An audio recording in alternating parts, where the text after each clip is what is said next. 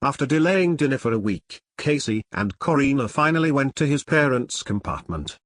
His sister, Tan, and her husband Oscar, with their 2 kids, also came for dinner. Dan asked, "How are things going with your studies, Casey? Tell us about the other side of the wheel." "I didn't know you knew anything about the other side." Dad told us, but he also told us to keep it to ourselves. Casey stared at his dad, who looked away, and then said, "Sorry, son. I couldn't keep it from her. She read it all over my face." "That's all right. It won't be long before everyone knows about it, anyway." From that point, Casey went on for 15 minutes about the memory beds. Corina noticed the bored looks his family was displaying, so she elbowed him in the side and told him to stop boring everyone. "I was just telling them about the beds." She whispered to him, "Well, tell them, but don't write a book in our presence. You know, I should write a book. That would be fun." "Oh, shut up. All right, I'm done."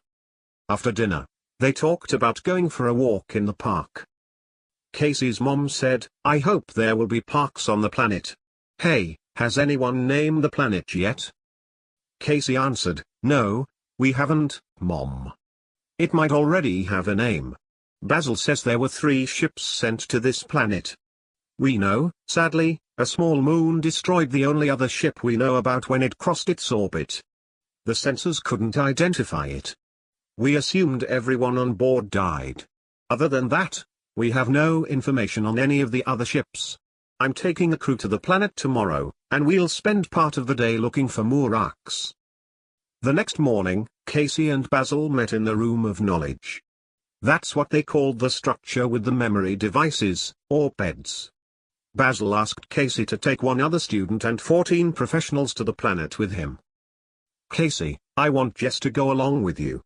He could be helpful on the planet." "How so?" "He's gained a considerable level of tactical knowledge from the memory device and would be an excellent resource. I have spoken with him, and he's more than competent enough to provide security, and we'll consider it on-the-job training. Honestly, I believe you can trust his abilities. Also, we don't know what we'll find on the planet, or what the future might hold. I must say, after talking with him, he appears to display great tactical knowledge. Besides, he's all we have that even comes close to security. According to the first books we found, the Earth lived in peace for the last 200 years before its destruction. It was the Earth's core, not war, that destroyed the Earth." "You're right, but he's not going to start a war. He's going for security. Again, you don't know what you'll find there. I believe it's wise to take him along. He and a couple of others should go to act as a security detail." "Okay, the craft holds 30 passengers, so we have plenty of room." Casey went looking for Jess and found him in a compartment full of weapons. As he entered, he said, "Well, this is interesting. I can't imagine our ancestors sending us out with such an array of weapons." "Hi, Casey. Most of these weapons in here are what I call small arms, but there's some heavy-duty stuff in here too. Some of which would knock you on your butt if you don't brace yourself when you fire it. I love it." "Good. I guess you will join my crew when we go to the planet. Anyway, I'm glad you're coming along. It'll be nice to spend some time together. Also, I understand a couple of your friends will accompany you?" "Yes, they're friends of yours, too. I've been training them on this weaponry, and they're competent with most of these weapons. I'm pretty sure they won't harm anyone, so you don't mind if they come along?" "Who are they?" "Rocky and Jackson." "Oh yeah. I know Jackson. I don't know Rocky that well." "Did you tell them about the dome?" "Kind of. I inadvertently mentioned the weapons locker. They caught me off guard. We always had similar interests in weaponry and military history, but you know there's not much in the libraries on the other side, other than some old Halo games. I couldn't help myself. I thought they would be useful should we need anyone with tactical abilities. So, I brought them over, with the promise they would not reveal anything to anyone, including their own families."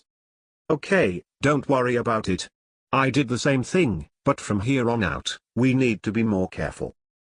Casey already knew it will be very hard to keep quiet about the dome for much longer. Jess said, I agree. We should be more careful. Do you think we could put them in the beds when we get back? You'll have to talk to Basil about that. In the meantime, please bring them. I plan to leave within the next 2 hours. Can you have them here on time? We'll be there. Casey approached several engineers, including his father, Jake's father, and the young woman, Serena. When he finished, he had a crew of 20. Once assembled, he gave everyone a sat phone. Sarah and Char had tested the satellites and found them to be in perfect working order. They can communicate from anywhere on the planet or in orbit around the planet. Corina found Casey to say goodbye and tell him to be careful. Also, to tell him what she planned to do. She, Basil, and 2 professors were going to the middle of the dome, to the command center. Basil wanted to test everything he learned about landing the wheel. Casey asked, "Why are you going?" I asked if I could. I'm more interested in checking out all the tubes on the way there, and I didn't want to go by myself. She kissed Casey, again. Please be careful, okay? You don't have to tell me twice, Honorable. The dome being a ship itself, and the 6th layer of the craft would leave for the planet last, at which time it would land flat like a pancake, keeping everything intact. If the air on the planet proved unsuitable for human life, the citizens could move into the dome. Afterward, they would reassemble the entire ship and move on to the next destination. Casey and the crew entered the first craft inside the tube.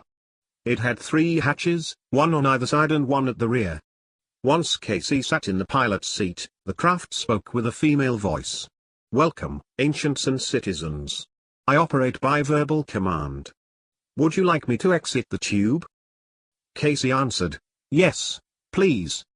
Once outside the dome, the craft said, what is our destination? You will find a map on the screen before you. There was a slight pause. 1 second please, I am downloading the map of the planet from Wheel 17. I should be just a moment. There was another pause as the craft played soft instrumental music. The we go. Again, you will find a map on the screen before you. You may select any place on the map, touch it and say continue to the selected area. I should tell you, I am communicating with several construction robots on the surface. Would you prefer to go the first? If not, just select and command. Yes, take us to their location. Craft. Do you have a name or designation? Thank you for asking. I have a name which is Claire. Is that an acronym? What does it stand for? No, it is not. My programmer gave me that name. The AI was quite personal, pleasant, and advanced. There was a slight whine and an odd sensation. Within 10 minutes, Claire was hovering above the landing pads. The bots have been maintaining the pads all these years and were standing in a formation to the side of one pad. Serena pointed them out and said, it looks like they're encased in bubbles. Casey said, they're encased in vacuum bubbles to protect them when they're not in use.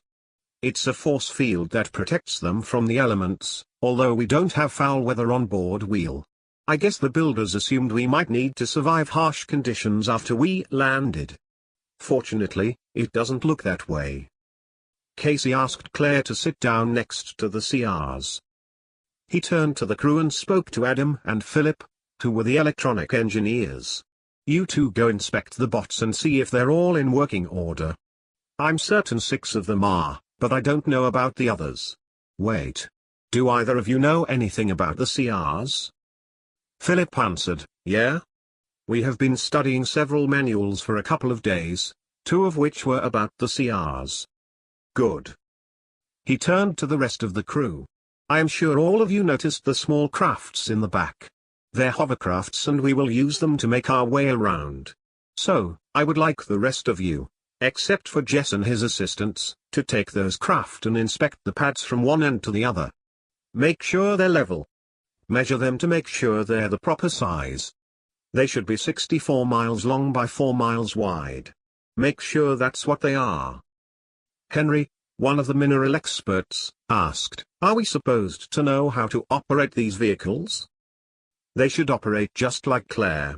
Just be polite and introduce yourselves, and you should be fine. Casey exited Clara and commanded the hovercraft to exit. The rear hatch opened, and the 6 vehicles exited and hovered next to Claire. Serena was the first to take a seat on one. This will be fun. Thank you for including me. Each crew member chose what expedition they would join and what direction they would go. That wasn't what Casey expected. He thought they would all go in a similar direction, but he said nothing, assuming they knew what they were doing. He, Jess, Rocky, and Jackson were the only ones left standing next to Claire. Casey said, "Let's explore. There may be other humans from other ships that may have landed on this planet. If there are, we need to find them." After they took their seat inside Claire, Casey asked, "Claire, do you know, or can you tell if there are other people on this planet, other than those of us who you brought here?" "I can scan 200 miles in every direction of my current location. I don't detect any human life. There is a great deal of animal life, though." Casey asked, "Isn't Wheel 17 capable of identifying life on the planet from its position in space?" "Yes, I assume Wheel has not been asked to do so. Wheel 17 was charged with mapping the planet for habitat only, and it did so upon arrival. It needed such information to place all plants and wildlife on the planet. That is why the CRs prepared the ground here for the different layers. It was the best place for growing produce. So, the map I downloaded from Wheel 17 is only a topical terrain map." "Okay. Can you display the map, please?" "Mr. Hill, I have the map now." When Claire presented Wheel's map, Casey noticed a large blue area to the south. "What's that large blue area?" Clara answered, "It is an ocean." "Okay, let's go to the ocean." No one on board Wheel has ever seen a real ocean before. They have only read about them in school. They were excited. As the craft approached the coastline, Claire informed the crew of their approach. "Casey Hill, I detect human life on the coast. There are approximately 40,000 humans on the coastline and another 10,000 on an island just off the coast." Casey said, "Take us there." Jess cautioned. "We should land away from them. We don't know who they are, and we don't know if they're from the other ships, or native and hostile." Casey complied, so they landed in a forest a mile from the closest human. They exited the ship and found a trail through the forest that appeared to lead right to them. When they came upon them, they stayed hidden until they could assess the situation. It was a family of keepers. There were several cows in pens next to a barn. Casey recognized the design of the barn as the same on board Wheel. There was a man feeding the cows and a woman with 6 children working in a berry field. Casey said, "They're growing berries and raising milk cows. The design of the barn is the same as on the Wheel. They must be from one of the other UCs." Jess approached the man and asked about his family, the nearby city, and its population. As he was talking with the man, all his children ran up to him, putting their dirty little berry-stained hands on him. Arnold, the middle-aged keeper, and Jess spoke to each other for several minutes. Because they spoke the same language, he motioned Casey and the other 2 to come out. When Jess told the man of their ship and what had happened, he was at a loss for words. He knew nothing about it. He told them they needed to look at the archives, which would explain how they got to the green planet. That's what the people living there called it. Casey asked him, "Where do we find these archives?" "They're in the main library, in Rome." "Rome? What's Rome? Do you know how many people are on this planet?" "Rome is the city east of here. I guess about 7 miles. I don't know how many people are on this planet, but there's about 50,000 in Rome. Our forefathers settled here over 1,000 years ago. That original colony was between 50 and 100 humans. We know our ancestors were from space and crash-landed here, but our history is incomplete." So far, all the pertinent information Arnold gave them made it clear they were from another ship, although they would have to go into the city and find the archives to confirm that. Hopefully, those archives would give them the answers they were looking for. As they turned to walk towards town, Arnold cautioned them. He told them about Caesar. Caesar came to power 40 years ago and was a tyrant. He was a dictator who killed many people and took many of the young women to be his wives. Caesar would have the group murdered should he learn about them. He explained Caesar had a big metal bodyguard that beat up people and killed for him. Casey turned to Jess. I'm glad you came along. I've never had to face an evil human tyrant before. Although I remember a bully in school. He beat me up several times until I outgrew him. He left me alone after that. I thought about returning the favor, but never did. Jess, I hope you're prepared to deal with this person. It sounds like he has one of the CRs. It must be in its military state. They were never programmed to turn on human beings. I have to assume it must be malfunctioning. No problem. I can handle this. Arnold mentioned the citizens would recognize them as outsiders by the clothes they were wearing. We've never seen outsiders before. Let me give you clothes so you can move around the city with no problems. Casey asked, can we access the archives without being turned away? Yes. They're at the library and available to anyone. No one ever reads them, because no one understands what they say. Good day to you. Arnold gave them all a change of clothes. The four of them were wearing sunglasses, but while they were getting dressed, Jess's fell off. Arnold nearly fainted when he saw the color of his eyes. I have only heard of blue eyes. I have never seen anyone with them. Are you here to remove Caesar? Jess answered, no. That's not our intention. We're only interested in who you are, and what ship you're from. I would recommend you keep your glasses on, or you will cause a riot. If you can, please remove that tyrant from office, please. We planned to be as discreet as possible, and thank you for your advice, Arnold. They planned to walk into Rome rather than take the craft. The city was 7 miles away along a dirt road. As they were walking, several horse-drawn wagons passed them. Casey said, these people are backward. It doesn't appear they have any tech at all. The road led to and along the coast. They had to stop and admire the beach, the waves, and all the water as far as the eye could see. They never expected to see an ocean in their lifetime. Along the beach were several orchards of strange fruit such as oranges, lemons, pineapples, coconuts, dates and a host of different tropical fruits. They didn't know what most of them were. When they got to the city, they inquired about the library. People assumed they were keepers. Keepers spent most of their time on the keep and only came to town to deliver their products. After another 15 minutes, they located the library, entered, and found the archives. After an hour of research, they figured out what happened to the craft that brought these people here. It was all written, and no one was even interested. Jackson found a book on the Roman Empire, which explained the name of the town and its dictator, Caesar. He also found archives about the blue-eyed leaders, since they landed 1100 years earlier. Jackson commented, Roman leaders were some evil people. Jess said, Jackson, we're looking for information about where these people came from. We're not prepared to deal with their social structure at this time. Okay. Casey found the books about the crafts, the landing, and the colony's beginning. The first craft, Adam 3, A3, was destroyed when it entered orbit. Unfortunately, its orbit was in the same orbit as a small moon. The moon collided with the craft, annihilating it and everyone on board.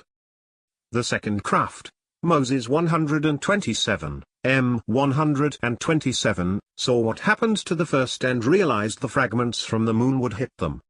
They jettisoned all the layers of the craft immediately. Fragments hit the 3 bottom layers and destroyed them, killing everyone on board. The fourth layer, the land mass, was destroyed next. Finally, the dome was destroyed, but the books don't say how they got here nor where this information originally came from. These are not original manuscripts. The next book says that there were 50 keepers and their families among those who landed. That's it. So, this colony was from the second craft, M11. Of those 50 keepers, and others, I assume, landed here with one blue-eyed student. That blue-eyed student became the leader of the colony, and his family line has held leadership ever since. Majority of the previous leaders were honest people, until 4 generations ago, the family turned into dictators, and the one Arnold spoke about is the worst one of all. As they were investigating, they heard a loud commotion outside. Stepping outside, they saw a CR leading a decked-out wagon, pulled by 4 horses and carrying a 5'4" skinny-looking idiot, wearing a toga, sitting in the back. He was flanked on both sides by large men, who appeared to be his bodyguards. When someone got in his way, he'd stop and curse them. He told the bot to move them, and the bot reached out, knocking them out of the way.